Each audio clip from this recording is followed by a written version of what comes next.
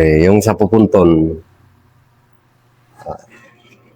nung panahon na yon may mga sundalo na nakatambay sa Pupunton. Asan bang Pupunton?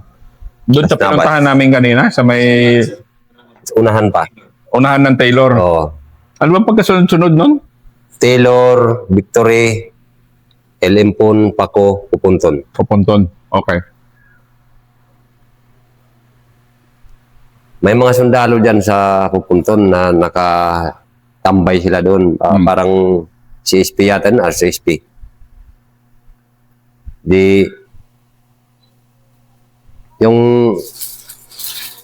Yung mga galaw namin, hindi masyado kami makagalaw doon kasi gipit yung mga tao. Kasi may sundalo. Kung lalapit kami doon, sabi ng mga tao, hindi kami nakakagalaw. Kasi mahigpit yung CO dito. Ang ginawa naman namin, birahin natin yun. CO na mahigpit dun. Yung una pa lang noon, walang signal sa barangay. Umakyat sila sa bundok. Doon sila nagpapasignal. Yun ang inabangan namin, tinambangan namin doon, yung signalan. Nagkataon, yung CO hindi nakauna doon. Nasa huli pala.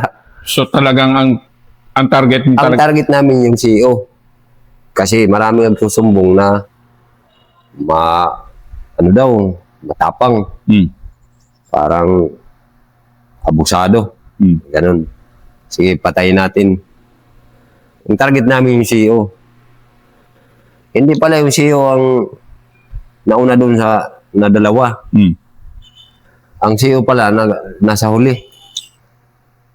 Yung isa, yung nauna kay parang sabi ko, ito na yata ang CEO malaki daw tapos guwapo. Sabi ng nagmumontero namin, guwapo daw tapos bagong gupit. Yung nauna si Kabugawan. Sergeant Kabugawan. Itong Kabugawan. Yun ang nauna. Guwapo at bagong gupit. Bagong gupit. Malaki ang katawan. Malas. Ito na yung CEO. Kasama ko pa si Sander doon. Si Sander yung bumigan yan. Sabi niya, ito na yung CEO. Begay. Igahon. Ulog. Laglag doon sa ilalim. Pagulong-gulong. Paputukan namin sa ilalim. Gumanti sila ng putok. Ang dami. Pati na sa barangay. Papunta doon. Nakikita man lang yung signalan sa barangay. Yung mga tubo nila punta na kami sa kabila. Takbo na naman. Pagdating namin doon, sabi ng leader namin, kumusta? Okay na. Patay na yung CEO doon. Kinabukasan, yung mga sundalo na nandyan, lumakad sila. Inalughog nila yung mga malapit doon sa Pupunton. Atras naman kami, nasa malayo.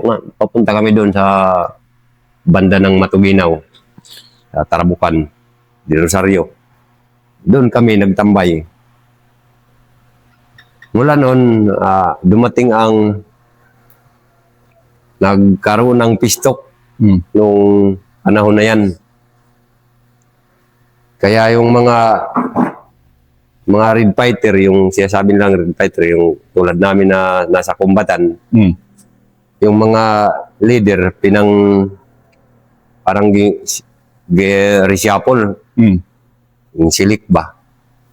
May nakapunta sa SDG, ng probinsya, tapos yung iba naman, pinunta doon sa pampolitikal na trabaho, pampolitika. Kaya nakuha ko doon. Isa ko sa naging leader dito doon sa politika. Kung nailagay na nila, doon ako simula ng mag-squad leader. Ako ang nag-squad leader nung squad 3. So ano bang Pang-political. kaibahan ng political tsaka dati mong trabaho? Malaki ang pagkaibahan kasi yung political, pwede hindi ka makipag-away. Kasi yung dinadala mo, politika. Parang masisira kasi yung background nyo sa politika kung palagi kayo makikipagbarilan. Nakikita sa mga tao kasi nga, iba lang yung panlaban, iba yung pampolitika. Yun ang pinagkaiba. Lalo na nung panahon na yan na pag dumating na sa akin, parang nakaramdam na ako ng takot, ganun. Ganon. O, parang Kailan nagsimula yun? nung mga 2019, ganun. Parang nakaramdam ako ng 2017. Ganun, 18 to 17. Dahil, Parang nagkaroon ba ako ng parang naano ko sa buhay ba, ng hinayang, ganun. Parang naramdaman ko na natakot ako na pumatay pa ulit. ganon? Dumarating pala yung ganon? Oo, Pwede, paano dumating sa'yo yung ganon? dumating yan sa akin. Hindi ko lang alam kung bakit. Pero nung panahon yan, parang natulog ba ako. Pagising ko, parang naramdaman ko na yan na natakot ba ako na makapatay pa ulit. Ganun. O nang hinayang na ako ng buhay. Dati, wala yan. Parang natutuwa ako kung nagkakaroon kami ng encounter, nagkakaroon kami ng labanan. Parang tuwang-tuwa ako nun, yung dati. Parang gusto ko pang sumigaw na, ubusin namin sila. Dahil sa galit. O dahil lang sa galit. Pero nung time na yan na nagkaroon ako ng takot o panghinayang ng buhay, doon ako nag-isip na may parang naaawa na ba ako? Ayaw ko nang makapatay pa ako ulit ng tao. Yun ang nasa isip ko na. Kaya ano ko na lang, kahit nga yung mga isusumbong sa amin na ito, nag-rape, doon sa amin, bawal yan. Yung nag-rape sa amin, kung mahuli ka namin, patay ka agad yan. At meron rin kayo nahuhuli? Wala naman. Madami kami nagkahuli niyan na mga rapist. Patay agad yan. Kayo? Sa hanay nyo? Hindi, sa mga civilian lang. Tulad ng mga krimen ba sa labas. Marami ang nahuli namin. Patayan? Patay. Walang binubuhay dyan. Rapist, yung mga nagnanakaw ng kalabaw. Buhay yan ang katapat. Ang pagnanakaw? Oo, yung kalabaw. Yung kalabaw ang nakawin mo, buhay yan ang katapat. Yun. Parang sinabi ko lang ng mga tao na magtino kayo. Mahirap ang mawalan ng buhay. Kasi kami, sabi ko sa kanila, kumukuha kami ng buhay, kumikitil kami ng buhay nang dahil din sa inyo, nang dahil sa mga kasalanan nyo. Hindi, sabi pa ng mga kasama, hindi kami kumugobyerno ninyo na basta-basta lang kami nanhinakit sa inyo. Wala. Kahit nga ang pagpatay, bawal ang panghinakit ba? Kung patayin mo agad. Ganon? Oo, walang tsur-tsur doon. Bawal yan. Ang dati nga, di ba, ang pagpatay dati doon, ano lang, kutsilyo. Sinasaksak lang. Nung panahon na nakita daw ng partido na parang brutal ba na papatayin mong isang tao ng saksak na siyempre hindi yan mamamatay kaagad. Kung sasaksakin mo lang, ilan saksak yan. Ito, sa taas. O bago mamatay, kahit mo saan saksakin ng tao, sa isang saksak, aaray talaga yan. Kung saksak lang. Oh. O kahit saan, aaray talagang tao. Pagbaon mo talaga ng patalim, aaray yan. Kahit ikamatay pa niya kaagad, pero aaray talaga yan. Kaya ginawa ng partido, ang ginawa nila, baril na lang. Isang putok lang hanggat dalawa. Yun lang ang sirot ng tao. Bawal damihin ang putok. Bawal ang dami na tama. Ulo lang. O, ulo lang. Isang putok lang. Yun lang ang nasa balaod nila, yung mga sinusunod na batas. Paano nyo in-explain sa pamilya niya kung, kunyari, rapist, madali lang? Madali lang yan kasi yung mga record, ini-explain yan sa pamilya. Ito ang record ng anak mo. Ito ang mga kasalanan ng anak mo. Yung bangkay ba inuuwi nyo? Hindi na. Hindi na. Pwede, kung malapit lang doon, pupuntahan mo lang yung pamilya. O andun yung bangkay niya. Pinatay namin kasi yung kasalanan niya, hindi na dapat mabuhay. Anong sinasabi ng pamilya pag gano'n? Wala.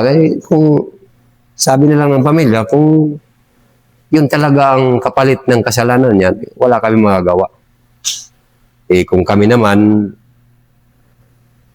pinapayuhan naman namin yan, pero bakit nagkaganon? Yun man lang ang sabi nila sa amin. Pero may mga pamilya naman na hindi naniniwala sa mga kasalanan. Kaya, hindi na mawala ang galit ba nila. Parang nagagalit din sila sa amin. Nung una lang. Pero pag matagal na panahon na ulit-ulit namin sinasabi sa kanila, pinaalala sa kanila na hindi namin papatayin ng isang tao kung walang kasalanan. Yun, na ano din sila. Kaya ang tao, nung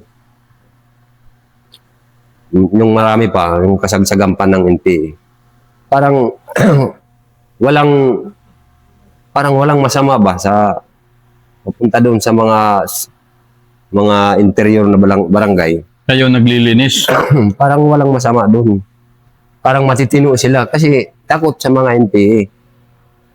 Kasi yun lang sabi namin, kung sino sa inyo ang lumabag sa patakaran na hindi na dapat mabuhay, walang kulungan. Yung NPA, walang kulungan. Yung kulungan lang namin, kung ang kasalanan mo hindi pa sapat, hindi pa katugbang ng buhay mo, pinupunta lang namin sa ibang lugar. Maynila, ganun. May mga, may mga salaan ba? Ganun. Ilang taon. Halimbawa, malaki-laki ang kasalanan mo, pero hindi pa man pwede patayin, o 10 taon, ganun. Ang tagal naman nun.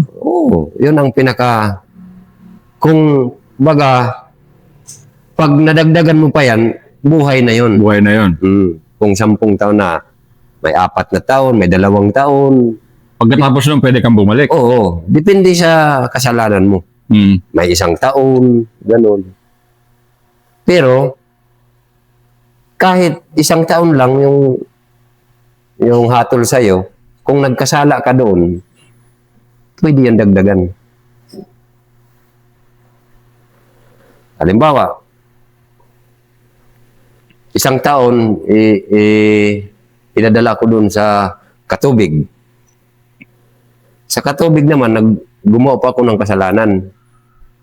Nagsumbong naman yung mga tao doon sa katubig na ganun din ang nagawa ko doon. Pwede yan dagdagan. Ano yung halimbawa ng mga yan? Mga kasalanan, sa example lang, yung hindi kamatayan yung katapat. Yung mga kasalanan ng mga ganun, halimbawa, pagnanakaw ng mga bagay-bagay lang na hindi naman sobrado. O uminom ka, nagwawala ka sa barangay. Ganon. O, Pati ganon, pinapakialaman niya yun. oo. Yung mga nananakot ka ng mga tao. Kung nakakainom ka, kung nalalasing ka, palagi kang nagwawala doon. Yun ang ginagawa namin nun para hindi na siya makapanakit o hindi na makapanakot. Siya sabi namin, punta ka muna sa Maynila. 1 taon o 2 taon.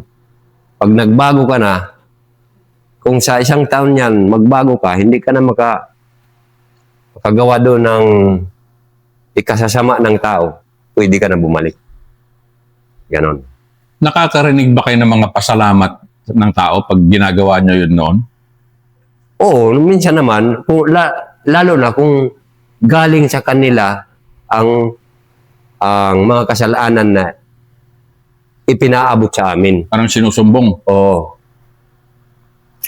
Halimbawa, isang tao na parang grabe ang kasalanan sa kanila. Hindi kaya hulihin ng batas dito sa legal. Kasi ano siya, ganun, malakas. Pag hinuhuli naman ng pulis daw, nagbabayad lang. Pera lang ang katapat. Tapos gumagawa na naman ng kasalanan. Sa amin yan ilalapit. Di sa amin naman, lahat na kasalanan niya, kinukuha namin ang datos. Ilang ulit na ginawa niya ang ganito. Nakailan na siya magbayad ng buhay. Nakailan na siya pumatay ng tao na binabayaran lang. Nakailan na siya madakip na binabayaran lang. Katapos nun, sapat na yan. Kung sapat na, dapat hindi na yan ipaabot sa kulungan. Ibaon na yan sa lupa. Pag yan ang babaon ng mga kasama, pag yan ang nawala ng buhay, yung mga tao dyan, parang nagpapasalamat. Kung wala kayo, hindi pa kami dito malaya. Kung nandito pa yan. Na hindi magagawa ng pulis yan. Ng normal na pulis, Oo, PNP. hindi magagawa kasi pira daw lang ang katapat. Nahuli na, dapat nakulong na yan. Pero dahil may pera, nagbayad lang. Binayaran lang daw ang nakahuli. Kaya malaya naman gumawa ng krimen ulit. Dito sa panig ng NPA, kay hindi ka man pwede magbayad doon. Pag nagbayad ka doon, dagdag kaso yan. Ganun. Oo. May Sparrow rin kayo dito. Oo, mayroon din. Yung mga hindi naman nahuhuli, tulad ng nandito na siya sa labas. Lalo na yung mga hawak na ng politiko o pulis o sundalo na hindi na napunta doon hindi na namin kaya hulihin. Yun, ini-Sparrow yan. Dito mismo lang pinapatayan. Kahit nga yung mga abusadong sundalo nung dati pa, ini-Sparrow yan. Halimbawa yung sundalo na hindi na umupirit, pero abusado siya.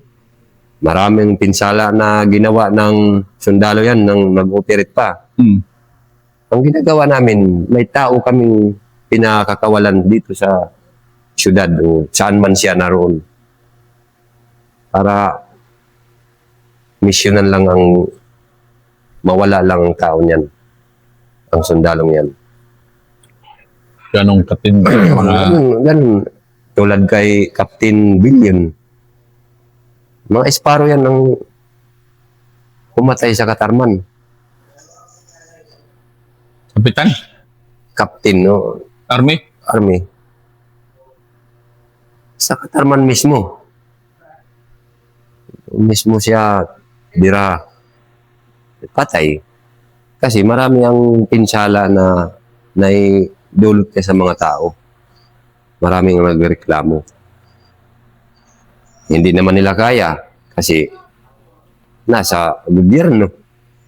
Eh, ang ginawa, lumapit sila sa mga NPA para gobyerno din ang maghatol.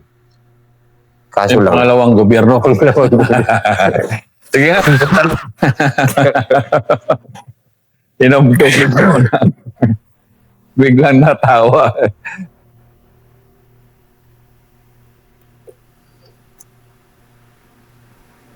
Hindi kasi kinukwento mo kasi ngayon na yung ginagawa nyo, which is, yun yung ginagawa ng gobyerno talaga. Pero paano nyo sinasabi sa tao na kayo talaga yung gobyerno? siyempre, yung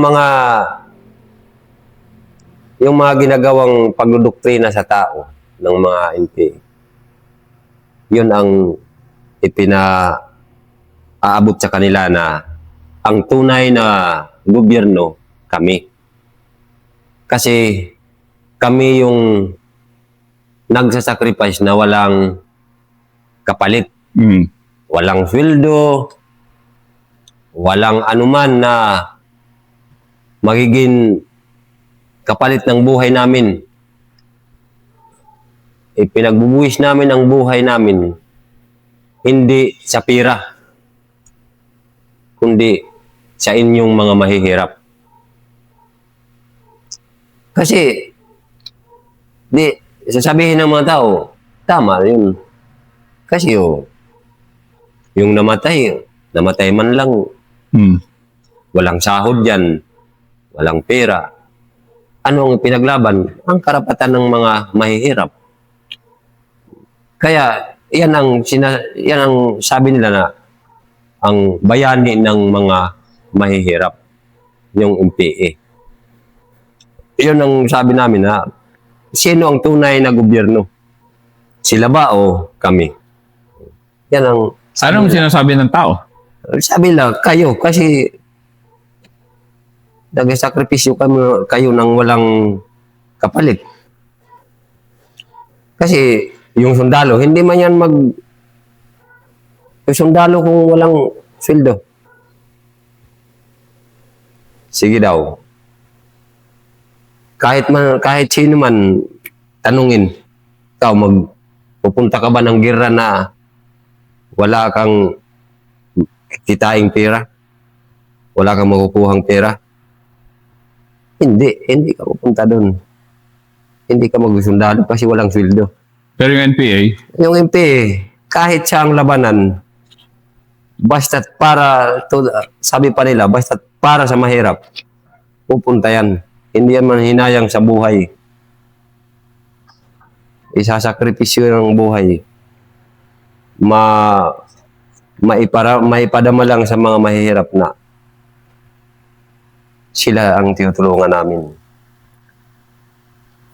Yun ang amin. Yan naman sa tao. gaano katagal yun na training para sa'yo? Kasi ikaw sabi mo hindi ka nakatuntong ng elementary. Pero kung magsalita ka ngayon, parang edukado ang... Matagal kasi yun. Kasi yun yung pagte-training sa inyo, yun din yung nakukondisyon yung... Parang nag-aaral din kami nun. May mga libro yan. Una, HKKRP nila. Tapos, Bakapa, Kapaa. Ang Kapaa, kabuuhan na yan ng mga dokumento. Nasa Kapaa na lahat ang pinag-aralan mo yung unang baitang hanggat matapos ka hanggat makatapos ka ng Akapa. Kung ikukumpara dito, yung Bakapa, high school, high school graduate na yan. Yung IKP, parang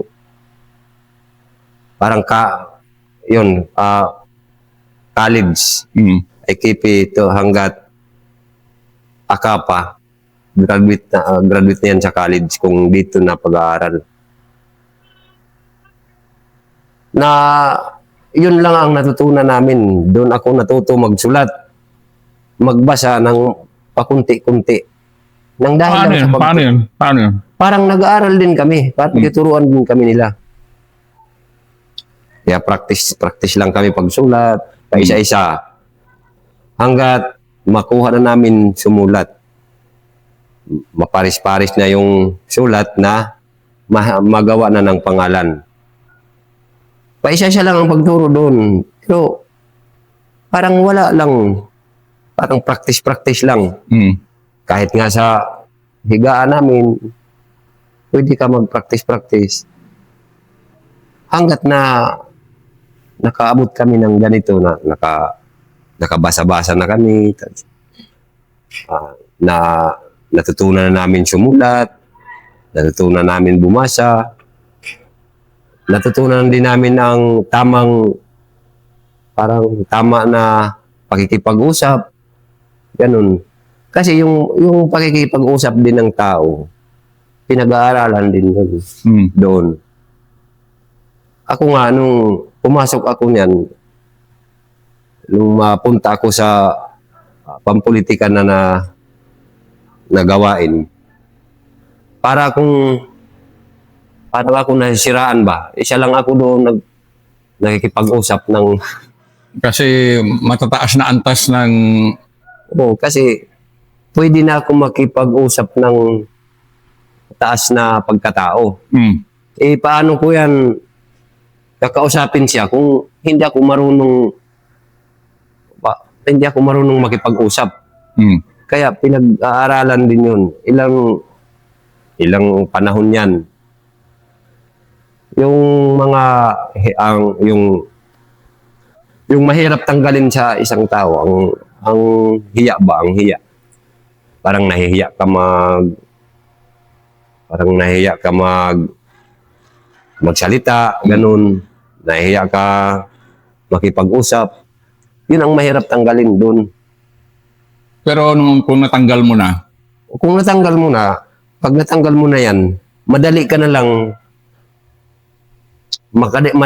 makabuo ng mga pakikipag-usap, ng mga ganun na bagay, ganun na marunong ka na yung mga bagay na kaya mo i-explain ba. Madali mo na lang yan makuha kung marunong ka na makig-usap o hindi ka na nahihiya makig-eyes to eyes, ganun. Kasi yung karamihan ng tao, sa pakikipag-eyes to eyes pa lang, parang dyan, nawala ka na halimbawa, ngayon, hindi pa tayo nag-uusap. Parang malakas pa ang pakiramdam ko, kaya ko to. Talaga, mag-uusap kami ng masinsinan. Pero, pagdating nandito na tayo nagkaharap, kung hindi mo mawala yung parang hiya ba? Sa eyes to eyes pa lang, nawawala ka na. Hindi mo na iisip ang unang inisip mo na kaya ko, ito na ang sasabihin ko. Parang nawawala ka na dyan. Kaya ang kailangan dyan, pag-aralan mo ang makipag-usap ka ng